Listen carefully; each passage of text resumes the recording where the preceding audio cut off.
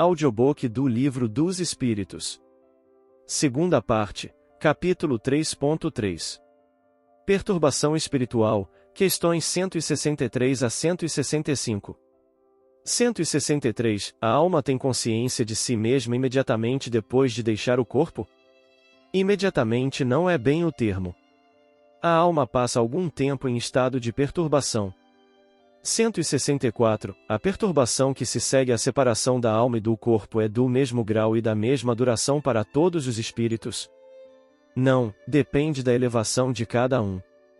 Aquele que já está purificado, se reconhece quase imediatamente, pois que se libertou da matéria antes que cessasse a vida do corpo, enquanto que o homem carnal, aquele cuja consciência ainda não está pura, guarda por muito mais tempo a impressão da matéria.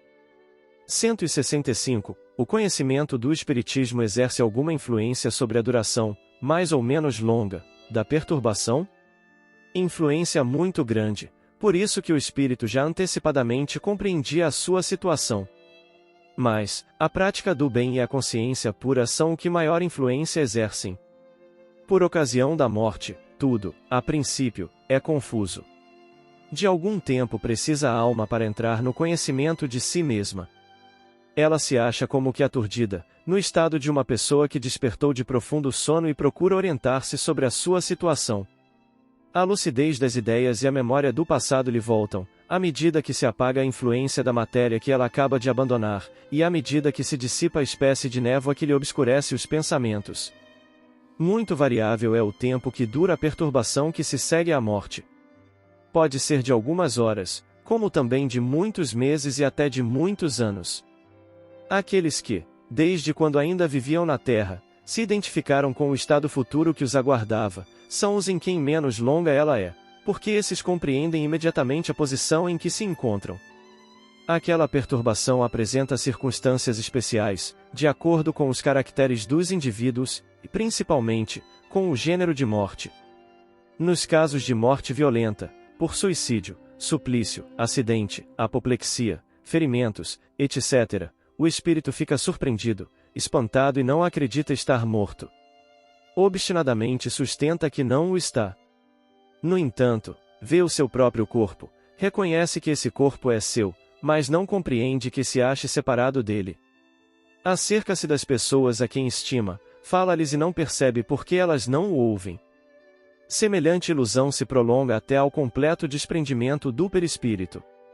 Só então o espírito se reconhece como tal e compreende que não pertence mais ao número dos vivos. Este fenômeno se explica facilmente. Surpreendido de improviso pela morte, o espírito fica atordoado com a brusca mudança que nele se operou, considera ainda a morte como sinônimo de destruição, de aniquilamento. Ora, porque pensa, vê, ouve, tem a sensação de não estar morto.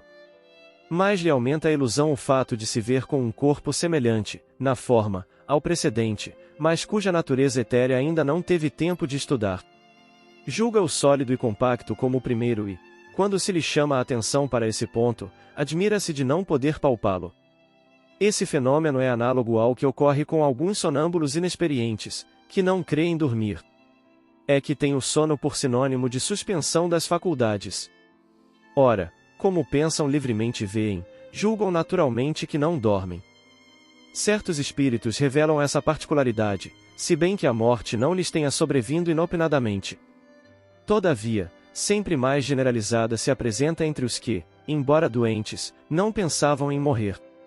Observa-se então o singular espetáculo de um espírito assistir ao seu próprio enterramento como se for o de um estranho, falando desse ato como de coisa que lhe não diz respeito, até ao momento em que compreende a verdade. A perturbação que se segue à morte nada tem de penosa para o homem de bem, que se conserva calmo, semelhante em tudo a quem acompanha as fases de um tranquilo despertar. Para aquele cuja consciência ainda não está pura, a perturbação é cheia de ansiedade e de angústias, que aumentam à proporção que ele da sua situação se compenetra. Nos casos de morte coletiva, tem sido observado que todos os que perecem ao mesmo tempo nem sempre tornam a ver-se logo. Presas da perturbação que se segue à morte, cada um vai para seu lado, ou só se preocupa com os que lhe interessam.